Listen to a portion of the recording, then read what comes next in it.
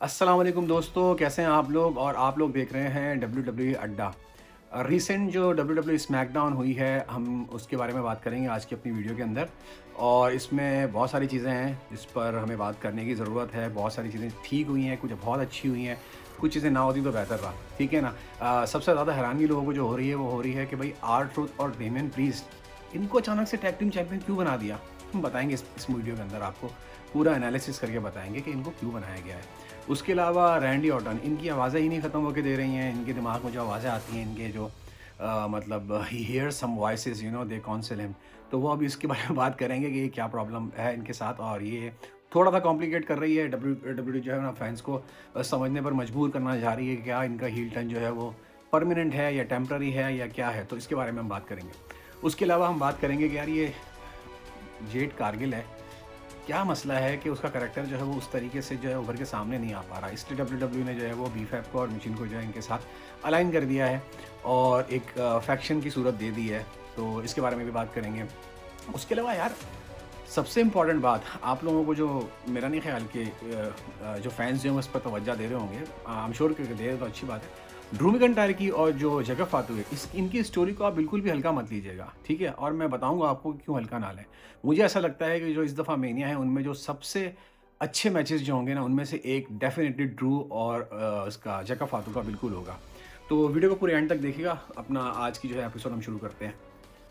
अच्छा, तो सबसे पहले मैं बात ही जो है ना वो जेकब फातू और ड्रू मैकिंटायर की करता हूँ। आपने देखा होगा शो शुरू होता है और ड्रू मैकिंटायर जो है वो जेकब फातू को जो बिल्कुल लहूलुहान कर देते हैं। उसके बाद वो एरिना के अंदर जाते हैं, रिंग में जाते हैं, फिर जेकब फातू जो है वहाँ पर भी आ जाते हैं ज़ख्मी हालत में, और निक एल्डर्स और पूरा जो क्रू है WWE का वो आकर इनको बीच बचाव कराने की कोशिश करता है। लेकिन बस ड्रू मैकिंटायर को देखें गुस्सा है किस बात का, आप लोगों को पता है। ड्रू मैकिंटायर को गुस्सा इसी बात का है कि मैं मेन इवेंट क्यों नहीं कर रहा रेसलमेनिया में, मुझसे ऐन टाइम पर आप लोगों ने बेल्ट क्यों छिनवा दिया भाई। तो इनका वो रोना है और वो समझते हैं इसके ज़िम्मेदार जो हैं वो जेकब फातू हैं। और बिल्कुल ऐसी ही बात है ना, जेकब फातू अगर इंटरफेयर ना करते तो चांसेस थे कि वो ड्रू मैकिंटायर रिटेन कर लेते अपना टाइटल। तो वहीं से जो है वो राइवलरी शिफ्ट हुई थी Drew McIntyre versus Cody Rhodes की, और जेकब फातू और इसका बिल्डअप वैसे पहले से ही चल रहा था अगर आपने देखा हो, क्योंकि जेकब फातू को बैक स्टेज पे जो है इंजर्ड करने की कोशिश की थी ड्रू मैकिंटायर ने इस चैंपियनशिप मैच से भी बहुत पहले। तो ये मैच चल रहा है। अच्छा, अभी आप एक चीज़ पे फोकस ये करें कि सबसे ज़्यादा ब्रूचल आप लोग समझ रहे होंगे कि रैंडी ऑर्टन का जो है वो कैरेक्टर इस वक्त चल रहा है। लेकिन अगर आप ड्रू मैकिंटायर और जेकब फातू को देखें, पार्किंग लॉट में ये लड़ रहे हैं, गाड़ियों में मार रहे हैं एक दूसरे के ऊपर, और ऊपर ऊपर जाके छतों पे जाकर लड़ रहे हैं वहाँ पर। आपने देखा होगा जो स्मैकडाउन जो रिसेंट हुआ है उसके अंदर दोनों जो है वो आखिर में तकरीबन मेरे ख्याल से 30 फीट की ऊंचाई से जो गिरते हैं, ठीक है ना? तो आपने ये भी देखा होगा। तो मतलब ये दिखाना चाह रहे हैं कि इनका जो है, मैं समझता हूँ कि रेसलमेनिया में बहुत अच्छा मैच होगा।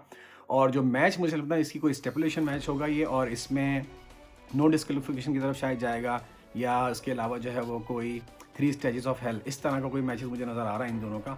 मैच बहुत अच्छा होगा क्योंकि आपको पता है जेकब फातू की इन रिंग स्किल्स कमाल हैं, और ड्रू मैकिंटायर मैं समझता हूँ इस वक्त के जो है वो सबसे बड़े हील में से एक हैं।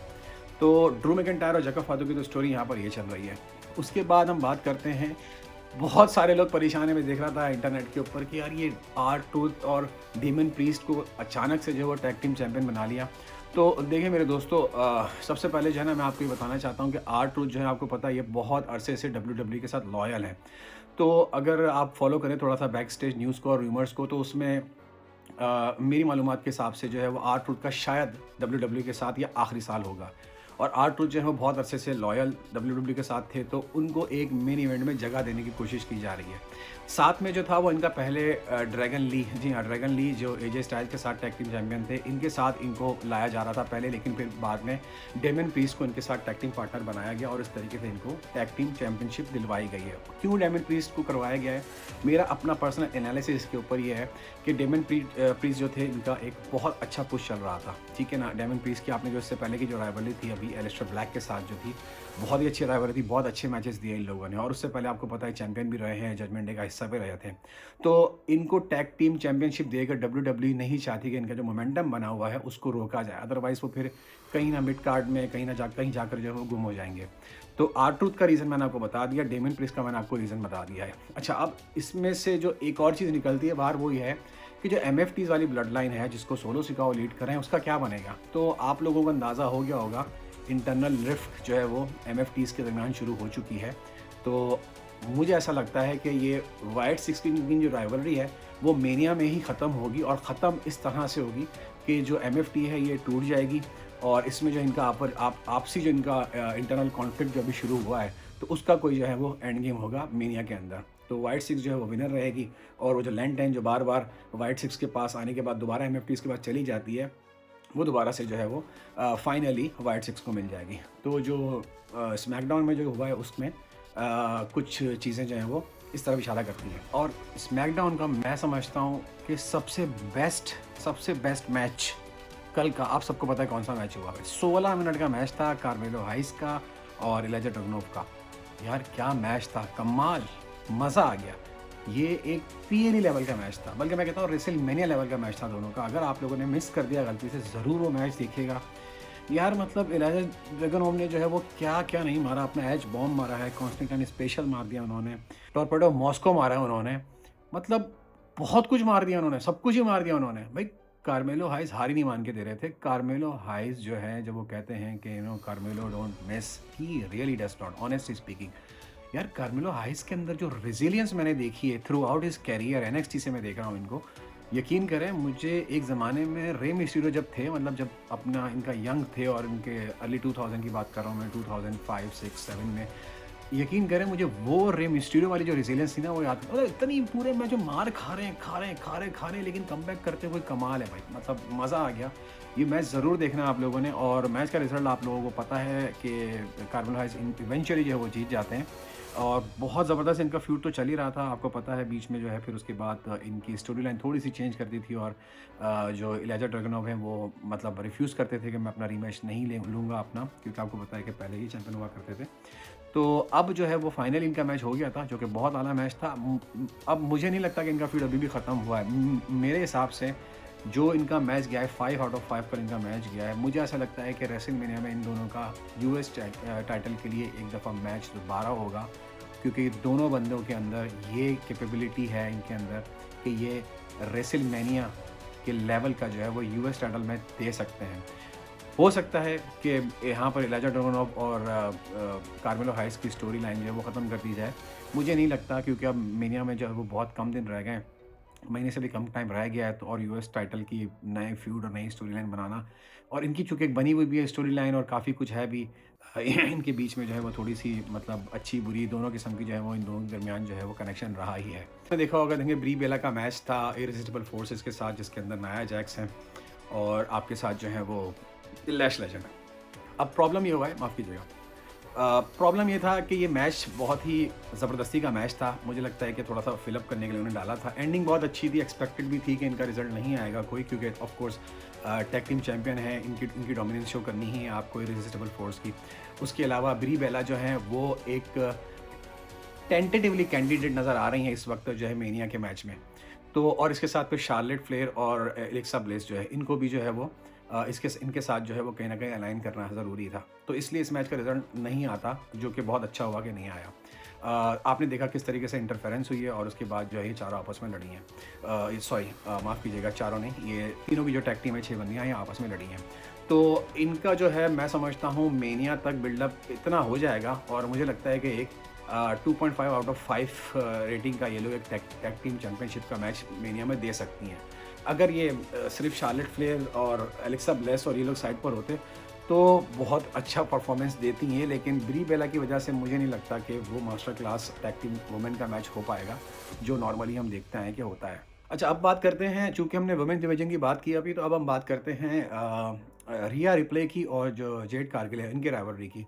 देखिए, डब्ल्यूडब्ल्यूई बहुत कोशिश कर रही है कि जेड कारगिल का जो ना कैरेक्टर कोई मतलब एक ज़रा बहुत ज़्यादा डोमिनेंट किस्म का कैरेक्टर लगे, नहीं हो पा रहा उनसे सोलो में, इसलिए अब उनको आप देखेंगे मशीन और जो बीफैब हैं उनको भी इनके साथ जो है ना इनका एलाई बनाकर दिखा दिया उन्होंने, और एक फैक्शन सॉर्ट ऑफ जो है ना चीज़ आपके सामने आ रही है। शायद ये थोड़ा सा सपोर्ट करें, क्योंकि बाज़ वक़्त ऐसा होता है कि जो एनफोर्समेंट अगर मिलती है एलाई के साथ, तो जो सेंटर ऑफ द स्टेबल होता है वो कहीं ना कहीं डोमिनेंस शो कर पाता है। तो ये इस दफ़ा कोशिश कर रहे हैं और मुझे कहीं ना कहीं लगता है ऐसा कि मेनिया में शायद रिया रिप्ले जो है वो उनको ऑफ कोर्स सपोर्ट करने के लिए ईओ स्काई है, आप देख रहे होंगे, उनकी बहुत पुरानी दोस्ती भी है और अभी रिसेंटली जो है दोनों टैग टीम चैंपियन भी थी। तो मुझे ऐसा लगता है कि ये कहानी कुछ इस तरफ जा रही है कि रिया रिप्ले एक तरफ होंगी और उनके उनके रिंग साइड पर जो है वो हो सकता है ईओ स्काई जो है वो हो। हालाँकि ईओ स्काई का अपनी भी एक पैरेलल स्टोरी लाइन चल रही है, लेकिन चूँकि रॉ की है, हम रॉ का जब एपिसोड होगा उसमें उसके बारे में बात करेंगे। लेकिन मुझे ऐसा लगता है कि ये मेन इवेंट रेसलमेनिया में जब इन दोनों का मैच होगा वुमेन चैंपियनशिप का, तो उसमें आप देखेंगे कि थोड़ा-सा इस तरह की खिचड़ी ज़रूर बनेगी। तो अभी तक ऑनेस्टली स्पीकिंग मुझे ऐसा लगता है कि जेड कारगिल की जगह जो है वो किसी और को जो है वो होना चाहिए था against Rhea Ripley for the WWE WrestleMania main event जो वुमेन का होगा।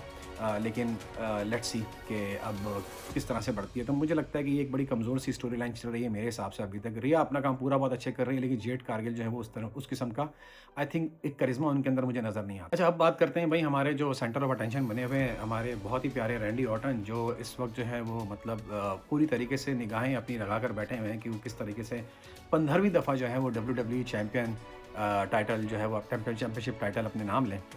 तो वो बिल्कुल मुझे ऐसा लग रहा है कि वो उस तरफ जा रहे हैं।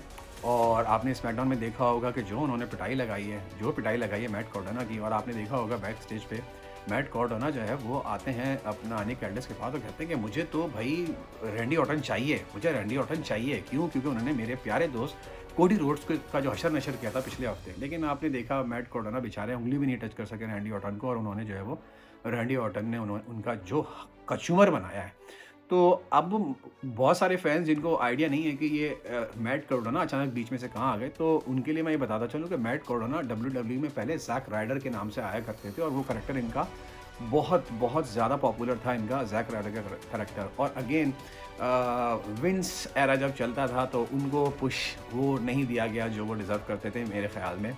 तो एनीवेज़ अब मैंने सुना है कि डब्ल्यूडब्ल्यूई ही के कॉन्ट्रैक्ट पर आ गए हैं मैट कार्डोना, और वो अपने रियल नेम जो उनका मैट कार्डोना है उसके नाम से ही आ गए। मैट कार्डोना जो है वो कोडी रोड्स के बहुत पुराने दोस्त हैं। ये दोनों जब जैक राइडर के नाम से मैट कार्डोना आया करते थे, और कोडी रोड्स उस वक्त जब बहुत पहले डब्ल्यूडब्ल्यूई हुआ करते थे, उस ज़माने से दोस्त थे। फिर उसके बाद जब कोडी रोड्स छोड़ के चले गए थे और न्यू जापान प्रमोशन में चले गए थे, उसके बाद मैट कार्डोना वहाँ पर भी इनके साथ थे। उसके बाद फिर एईडब्ल्यू चले गए थे, वहाँ पर भी इनके साथ कुछ अरसा not under the AEW contract Matt Cardona ने काम किया है। लेकिन चूंकि वो अपने आप को एक इंडी रेसलर कहते थे who were available for everyone, तो वो आते थे और एक दो शो में परफॉर्मेंस देते थे। तो यहाँ पर रिलेट करा है कोडी रोड्स और मैट कार्डोना की वो दोस्ती जो ऑफ स्क्रीन भी थी, पहले ऑन स्क्रीन भी थी, तो उसको यूज़ करा है। क्यों? क्योंकि अगेन बात वही है, मेन इवेंट है रेसलमेनिया का, स्टोरी टेलिंग इज़ मस्ट। वो तो हमारी की है ना, उसके बगैर तो अब है ही नहीं, सिंपल मैच तो अब लड़ना ही नहीं है। तो इस वजह से अब यहाँ से शुरू हुई है कहानी।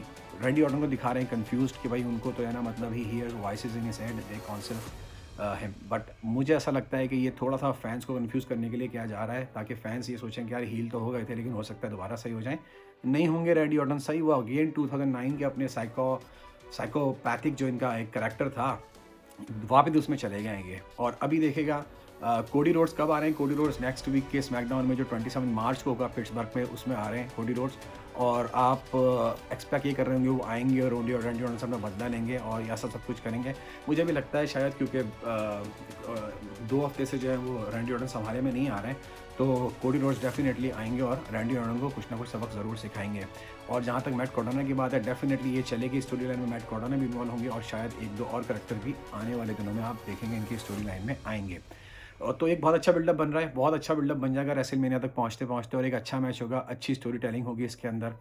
रैंडी ऑर्टन जो अपना जो करैक्टर है इनका बिल्कुल ही जो साइकोपैथिक करैक्टर जो इनका 2009 वाला वापस आ गया है। रैंडी ऑर्टन बहुत अच्छे लग रहे हैं इसके अंदर, काफ़ी अर्से से रैंडी ऑर्टन हील और बेबी फेस बने हुए थे।